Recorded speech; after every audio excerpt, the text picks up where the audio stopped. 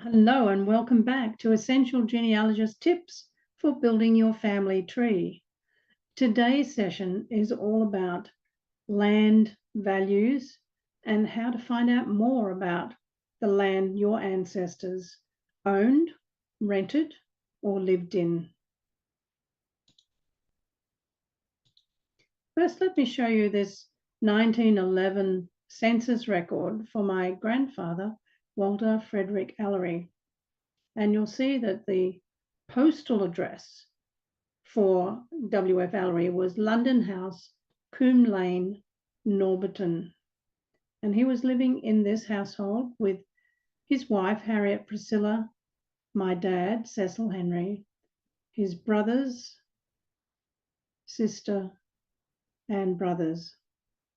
We're not sure if Lily Wren was actually a daughter, but I noticed that that had been changed, possibly by Walter Frederick at some stage when filling out this particular census. The piece that I'm interested in is the location of London House, Coombe Lane, and also about other properties that he owned. So I remember doing some research way back when and finding information about properties that he leased to or mortgaged to the Reliance Permanent Building Society in 1906. Specifically, these were houses numbered 23, 25, and 27 Washington Road in Kingston. They were in a prime location in the business district of Kingston-on-Thames and would have afforded him the convenience of passing trade. So looking back at the top here, I see that on his death, Walter Frederick left the sum of £2,932 back in 1915, equivalent to £2,092,739 in today's currency. So his wealth was generous. So with that in mind, I went over to my favourite research assistant, Chat GPT, and asked about this particular property, London House, Coombe Lane, London.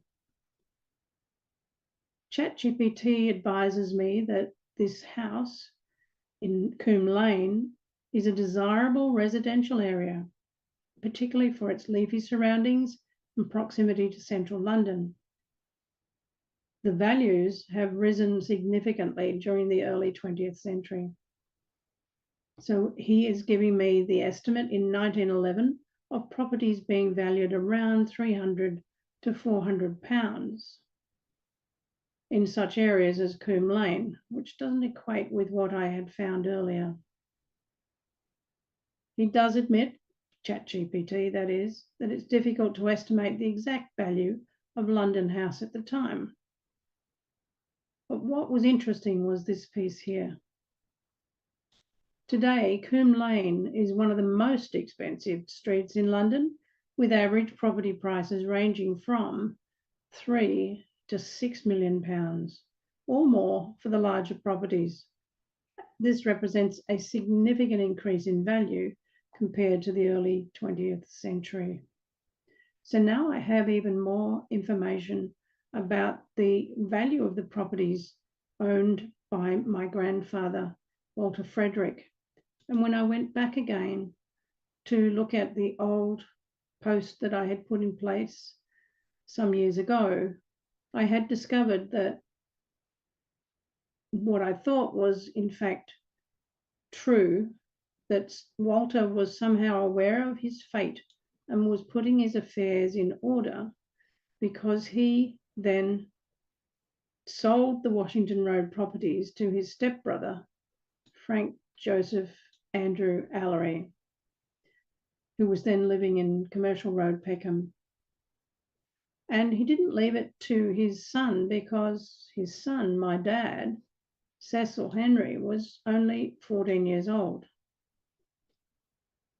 And what I had thought at the time from information given to me by other family members was that Walter Frederick had died on the 5th of April in 1915 following an accident when he was knocked off his bicycle. That misled me for many years. So in further searching, I then found that that was not so.